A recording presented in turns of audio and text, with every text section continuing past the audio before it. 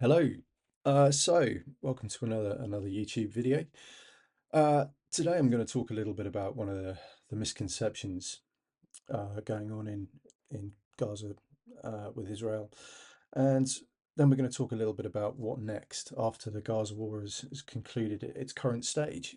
So the first misconception that I want to address is that Israel have somehow strategically failed by not having a political solution as well as a military solution.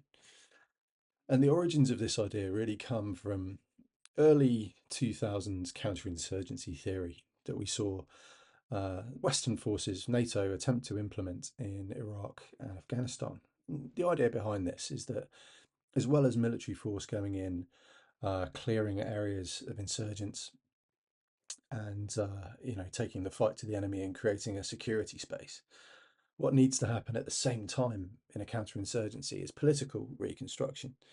So somebody needs to be providing governance because a counterinsurgency campaign is a campaign for political control.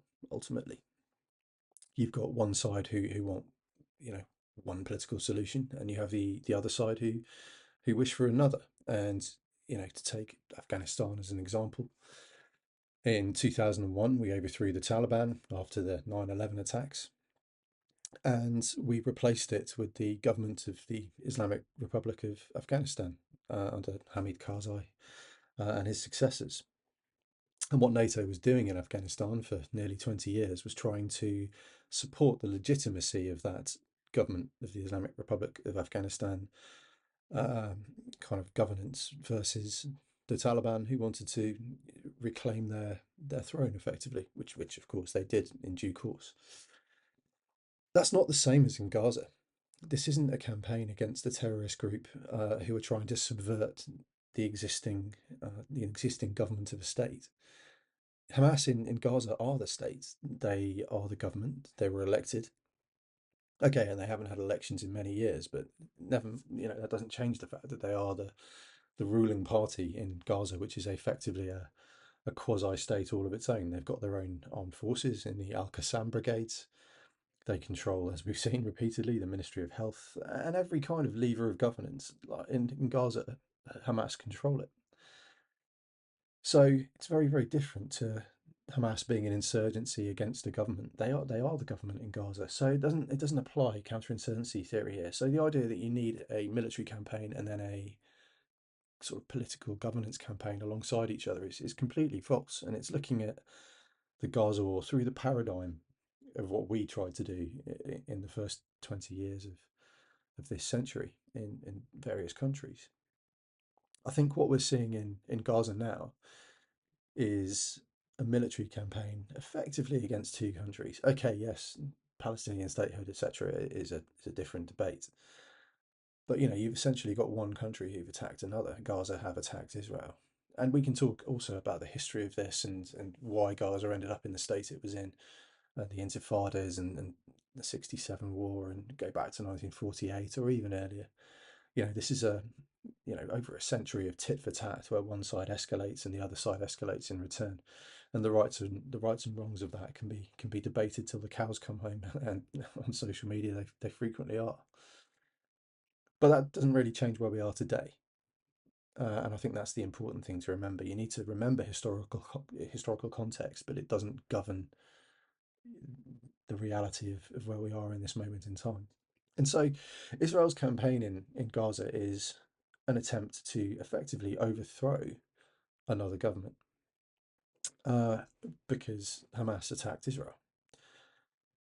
And so rather than two things running side by side, this is a sequential operation. And the first part is what we're seeing now. The first part has to be to defeat Hamas militarily, destroy as much of their infrastructure as possible, and remove them from governance in Gaza.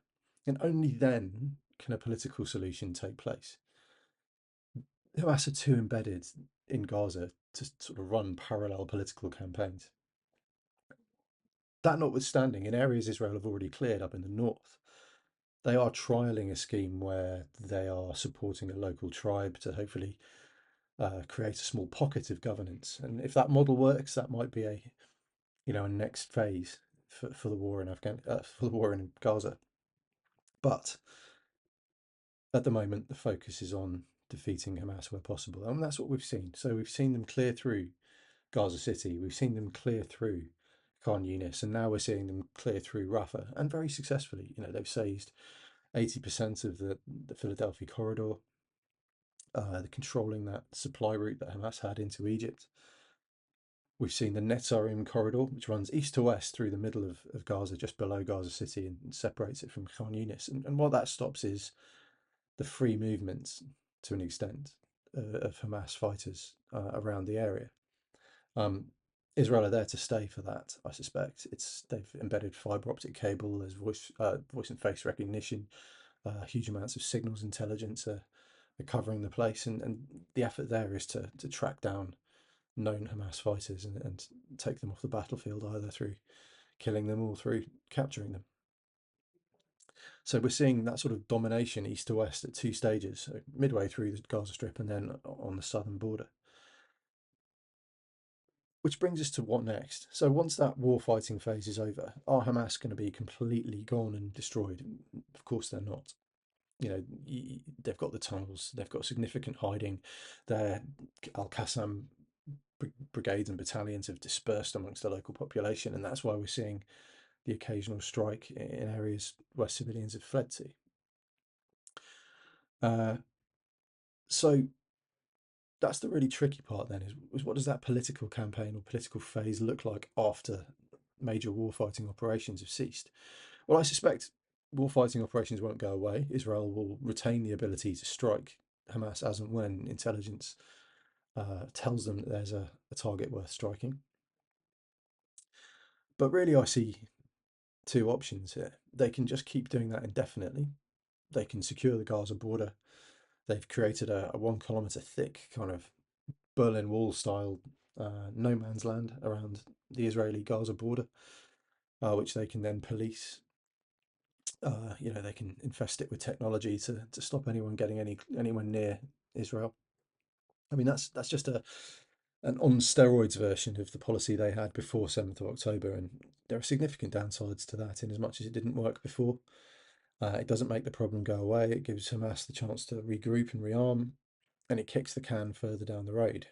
But it does buy Israel time. So that's one option. Option two is far more challenging. Option two is they have some sort of Potsdam conference or discussion as to what future governance in Gaza looks like. And it's going to be really tricky to find governance in Gaza that is as amenable to Palestinians in Gaza as it is to Israel. Opinion polling doesn't look great. So 2% of Gazans in the last poll supported an Israeli-led administration. I think it was 13% supported some kind of Gulf states sponsored conglomerate to take over the place. So no real public support for that. The Palestinian Authority under Fatah had sort of 30% approval, and overwhelmingly, Gazans said they wanted Hamas, so 59%. Changing those minds is going to be really difficult, especially after you've just had a campaign, a necessary campaign from the Israelis, where significant the population of civilians have been killed as collateral damage as part of Hamas's human shield or human sacrifice strategy. And huge swathes of the place are destroyed, and you're not likely to be, friendly towards someone that's just done that to your cities. So there's a real strategic conundrum here.